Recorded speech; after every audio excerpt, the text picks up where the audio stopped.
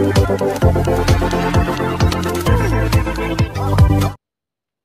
guys! So ayan, welcome back to my YouTube channel. Ayan, ang ganda ng langit, nakita nyo ba?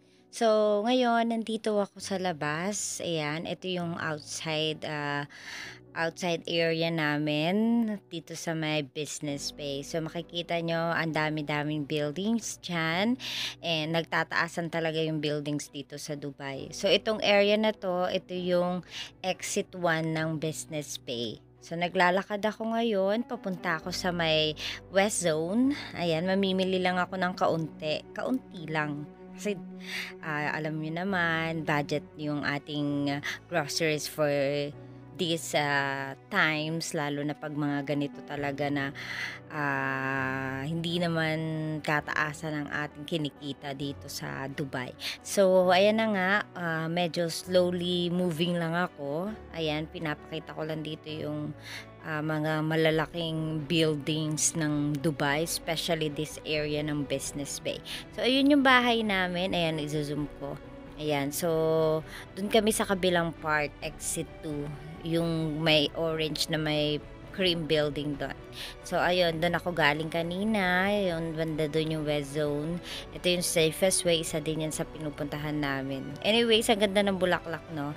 So, nandito na ako ngayon sa escalator. Tumawid na ako dito sa may Metro Station Business Bay. Doon sa pakabilang building, para makapunta at makabalik na. Tapos na ako mag-grocery. Konti lang naman grocery ko for today kasi nga maglilipat na kami ng bahay. So, ipakita ko yung bahay namin para at least malaman nyo kung paano yung pamumuhay namin dito sa Dubai.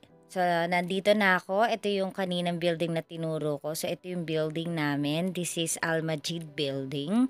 Ayan, papasok na ako ngayon sa building na to. So, ang kinagandahan dito, malapit lang talaga to sa metro station. So, sobrang accessible siya sa lugar.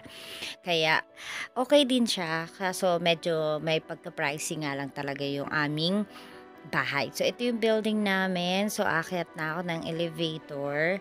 May elevator din sa kabila, pero dito na ako sa front building sa aakyat. So, ang building namin ay ang room namin nasa first floor. So, tara, let's explore natin yung partition namin kung saan kami currently nakatira. So, ito na nga, nasa first floor na kami, lakad-lakad to the highest level. So, ayan, yung mga room na yan, lahat yan, mga flat yan, mga partition flat. So, dun kami sa pinakadulo. Ayan, konting lakad-lakad pa at makakarating na din tayo sa paroroonan natin. O, 'di ba? Medyo magulo-gulo din diyan, pero madami ang room. So ito na nga yung room namin, room 104. Ayan 'yon. So, isang malaking room siya na may maraming rooms inside. Ayan. So, palatilin natin nakasara ang pinto at mahirap na. Ayan, so nandito na tayo sa loob ng room namin, which is room 104. So makikita nyo dito may mga partition dyan sa loob. We have 3 CR. Ito yung aming washroom area. Itong sa gilid. Yan, may mga rules dyan at schedule ng pagwawashing. Ito yung napaka-cute naming washing machine na talagang busy-busy yan dyan sa pagwawashing. Tapos, ito yung room. So, pangalawang room dito. Meron pang dalawang room dito. So, total of 4 na. Sa side na to, sa may right side ko.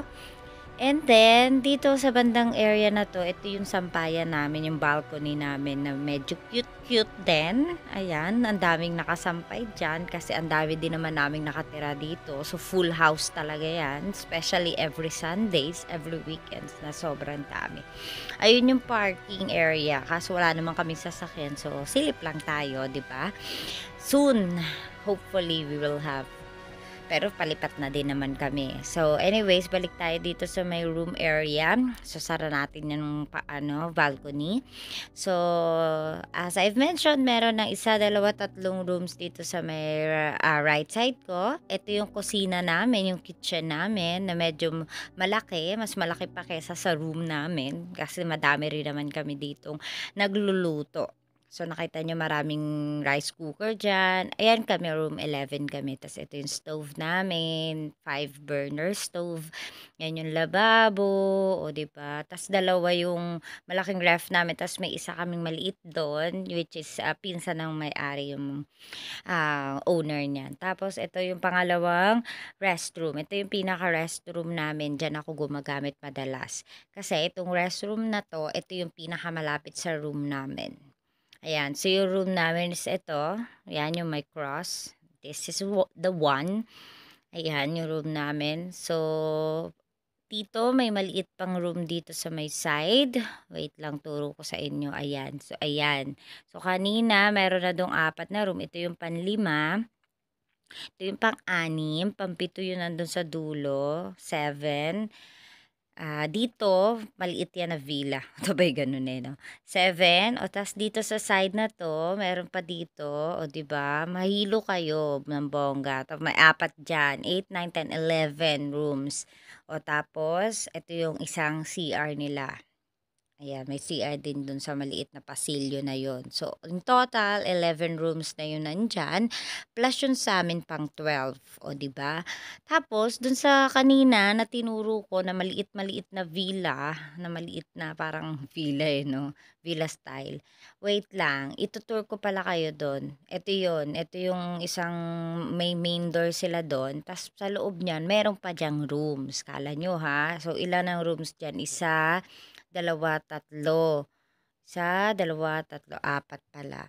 O 4, o 'di ba? O, di ilan na 'yun? 11 plus 4, 15 plus 1 room na main, so 16. So, bumalik ako sa, ano namin, balcony saglit kasi may kailangan lang ako isampay saglit. Wait lang ha, nagkakagulo na. O yan, so may sasampay lang ako dito guys. Ayan, ang dami ko pang sinasabi. Pero may sinasampay lang ako dyan. Sinampay ko lang yung mga iba pa naming mga items at mga clothes na hindi pa totally na tutuyo. So, ayan. So, babalik na ako dun sa pinaka-room namin. Nakapagsampay na ako. Tara, let's balik tayo sa room namin. So, ayan. Tinutulo lang namin. Sinasabi ko lang dyan na, ano, basa-basa pa. Tignan mo na itsura ko dyan. Diyos ko, my God, wait lang. O, ayan na. Nasa room na ako. So ngayon, nag-aayos na kami ng room namin kasi nga lipat day na kami ngayong araw na 'to. So ayan, makikita niyo mga naka-pack lang 'yan, yung iba diyan naka-pack lang ng garbage bags. Kasi nga wala kaming nakitang, mga boxes, yung mga boxes na gamit na namin. At the same time, biglaan din talaga yung paglilipat namin, grabe. Ang hirap pala maglipat talaga dito.